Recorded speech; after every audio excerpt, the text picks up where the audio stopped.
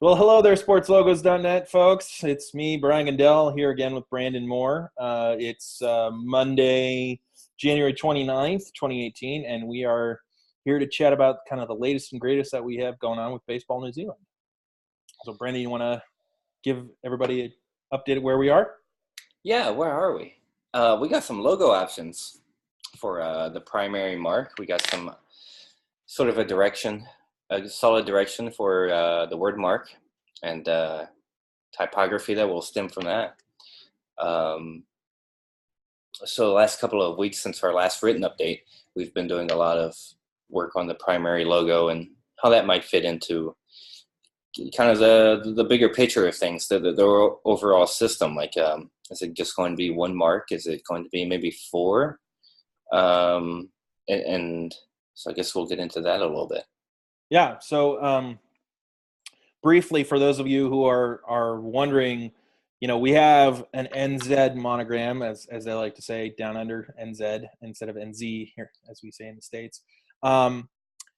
Which we've shown on social media. It's the cap monogram that creates the home plate design and has the Koru curl on the tail of the Z.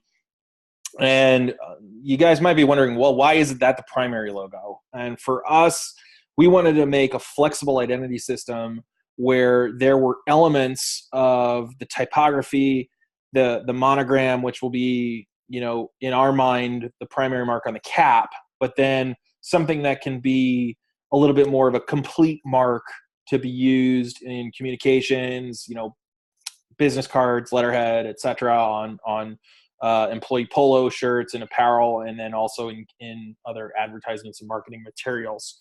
That's one all containing mark, and that's what we're working on right now. So I think we mentioned that we're developing kind of this whole identity around sharks and using kind of that shark tooth as the holding shape. So Brandon, you want to go into a little bit about what we've been doing with that? Sure. So the way back when we first kind of started this thing, we kind of determined that the great white shark was going to be our mascot, was going to be our totem. But we didn't quite want to do the obvious thing, which was like draw a shark and have that be the mascot. So like, how can we still represent this animal in a more creative kind of way? And so the tooth, the shark tooth, was kind of a good way to do that. Good solid shape to work with, and it wasn't so obvious. So we've been doing, both of us have been doing lots of different variations of the tooth silhouette, of patterns that will be worked into it. And so right now we're kind of discussing this idea of like how many variations is appropriate for this. Do we need one? Can we do four and have sort of a different pattern represent something different about the team? So one direction might be our primary mark, the primary tooth logo represents home, represents New Zealand. Maybe there's an alternate version that represents speed and agility. Maybe there's another version that represents strength and power. And that kind of plays into the Maori culture and how they design things. They're so very meticulous about every stroke, everything they do in their tattoo art that represents something. So every line, every dot, it really holds meaning. So if we approach the logo system that way, then it really reflects the Maori culture. Yeah, and that for some people out there, it might be a little confusing because, well, it's the same tooth, but why are you having four versions of the tooth with the same NZ in there? And to us, it's a really cool opportunity, kind of just branching off what you were saying, Brandon, to be able to infuse the brand with that much more meaning and connection to New Zealand and to the culture and to Maori culture and its significance within sport. So we kind of envision using those different tooth pattern designs as a basis for extending the visual identity. And we're planning on developing a set of tessellated patterns where the design works interlock and repeat, that we could then use across communication elements. If you've got a billboard, for example, that's advertising for youth signups and tryouts, well, then we would probably use the team unity pattern design as the background for that, or maybe it's conversely, if it's the Diamond Blacks in the World Baseball Classic and they've got a game in Christchurch or Auckland or somewhere, we would use the primary, so to speak, version of that pattern work as the tessellation in the background. So that's how we're seeing it, as being one logo and also multiple logos that extend the entire brand identity outward. Yeah. And what really makes this work as a logo system is that there's this element of consistency to it. So it's always going to be the same tooth silhouette with the monogram inside in the same location. And then it's just kind of the patterns around it. So I think if you see any one of these in any application, it's going to be recognizable. It's not going to be confusing at all. And then when you recognize and understand the patterns that work around it, what they mean, and the significance of those, then it just builds more meaning into it. It becomes a little bit more special and a little bit more meaningful. So I think what we kind of went into it initially was, how does this work together? And is it going to be confusing? And I think if we pull it off right, that it's not going to be confusing. It's going to be a system, and it doesn't quite matter if on a letterhead, on the business card, which one of these marks that they use, it's going to be tied back to baseball New Zealand. It's just going to be details that are different. Yeah, and who knows too? We may, this is an idea we're kicking around right now, and maybe it works, and which I think it's cool. It's a really cool and unique idea, and there's to my knowledge not any other sporting organization that's doing anything even closely related to this. So this would be a pioneering effort on behalf of Baseball New Zealand. So yeah, if it works, that's phenomenal. And if it doesn't work, well, maybe we'll be able to at least take the pattern work and use those in that same kind of context. But we have one tooth design, and that's kind of the beauty of this process. And what we're trying to share with you guys is that, this is kind of the way these conversations go. And Brandon and I tend to think a little bit more high level about these things. It's not just, you got to have a logo. It's got to work on your cap, on your jersey, and you got to have a word mark that goes with it. To us, it's really important that all the elements play together properly and consistently, and that they all have some kind of significance that's relevant to the organization, to the sport, to the country, to the athletes, to everybody, that it can have a connection with it. Yeah. And the worst case scenario is Baseball New Zealand shuts it down and says, no, we don't want to do that direction. We just want to have one. And then they have 4 or 5 nice options to choose from. So, yeah, gee darn. Yeah.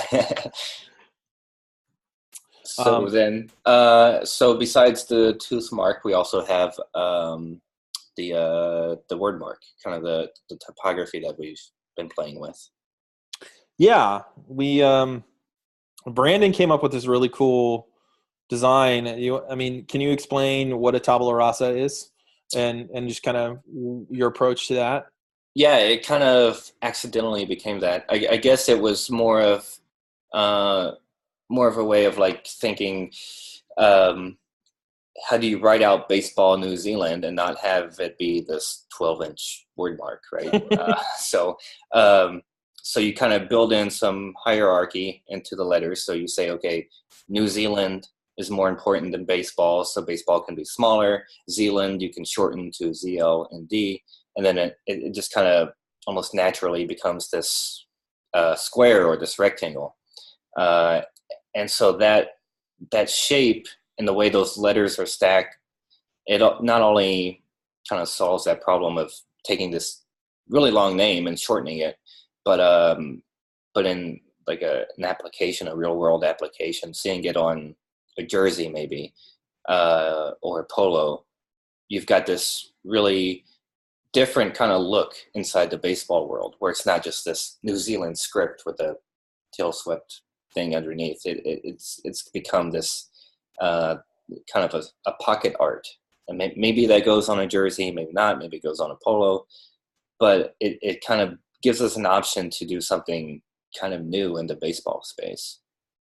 Yeah, and I really gravitated towards that when you came up with the whole idea, and I really think that's strong. I also think what's cool about that opportunity is because you've got 4 words of 4 different lengths that you're trying to fit into a square or rectangular containing shape, so to speak. It forces you to play with proportion. Which is really good because, we want to be able to have the traditional New Zealand arched word mark across the jersey, and we want to have a version that says Aotearoa, which is Maori for New Zealand.